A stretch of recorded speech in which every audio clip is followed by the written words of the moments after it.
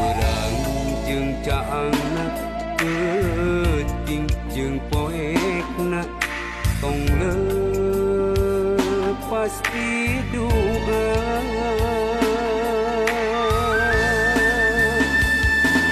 Naratasi di dunia aya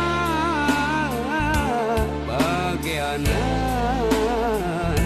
pikeun urang ulah neka bawa nafsu setan anu ngagoda